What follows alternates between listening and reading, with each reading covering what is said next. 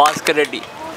Okay okay సరే, MP elections రాబోతున్నాయి కదా, సో సికింద్రాబాద్లో ఎవరు గెలిచే ఛాన్స్ కనిపిస్తుంది? నాగేంద్ర పక్కా గెలుస్తాడు, అది మాత్రం 100కు 100% గెలుస్తాడు. కాంగ్రెస్ అంటున్నారు అయితే?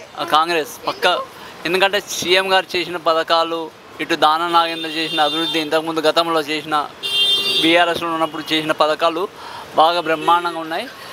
సీఎం చేసిన అమలు, మనం యనమల రేవంత్ రెడ్డి గారు చేసిన పథకాలు మాత్రం 6 పథకాలు మాత్రం బ్రహ్మాండంగా ఉన్నాయి. ప్రజల్లో బాగా అది నాటుకుపోయింది. రానున్న కాలంలో మాత్రం పక్కా ఇక్కడ కాంగ్రెస్ గెలుస్తుంది. నాగేందర్ గారు ఎలాంటి వ్యక్తి? చాలా మంచోడు అండి, మనిషి మాత్రం చాలా మంచోడు, అందుబాటులో ఉంటాడు ఎప్పటికైనా.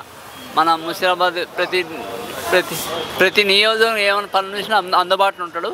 అతను కావాల్సిన వాడే.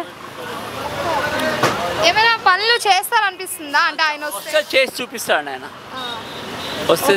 మరి బీజేపీ నుంచి కిషన్ రెడ్డి, అలాగే బీఆర్ఎస్ నుంచి పద్మనాభ గౌడ్, వాళ్ళిద్దరు కూడా పోటీ చేస్తున్నారు కదా, వాళ్ళు ఎందుకు రారనుకుంటున్నారు? వాళ్ళు వీళ్ళ వల్ల ఒక్క పని జరగలేదు. కిషన్ రెడ్డి వల్ల కానీ, అటు పద్మారావు వల్ల కానీ, ఇటు కాంగ్రెస్ అంతా చేసిన పథకాలు మొత్తం వాళ్ళు చేయలేరు కూడా ఇద్దరు. మరి ముందు కిషన్ రెడ్డి గారు వచ్చారు, ఏమైనా చేశారా? చేయలే అండి, వాళ్ళు ఏం చేశాడు ఇంతవరకు? ఆయన వచ్చాడు, ఏం చేశాడు? మాకు అక్కడ ఎప్పుడున్నా ఆయన అందుబాటులో ఉండడు, వచ్చాడు చేశాడు, ఏం చేశాడండి?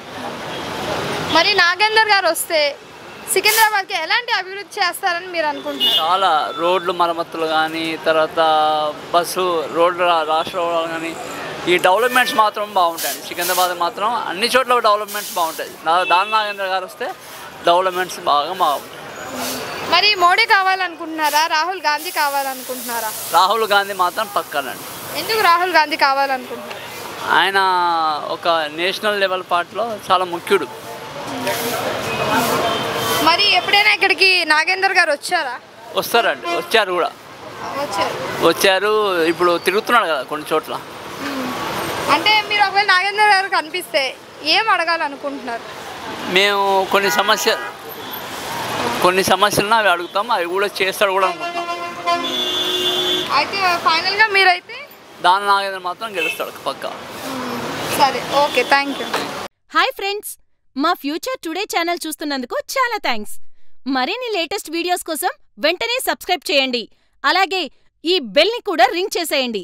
మా లేటెస్ట్ వీడియోస్ నోటిఫికేషన్స్ అన్నీ మీ మొబైల్లో వస్తాయి. మా వీడియోస్ మీకు నచ్చితే లైక్ చేయండి, షేర్ చేయండి, నచ్చకపోతే కామెంట్ చేయండి.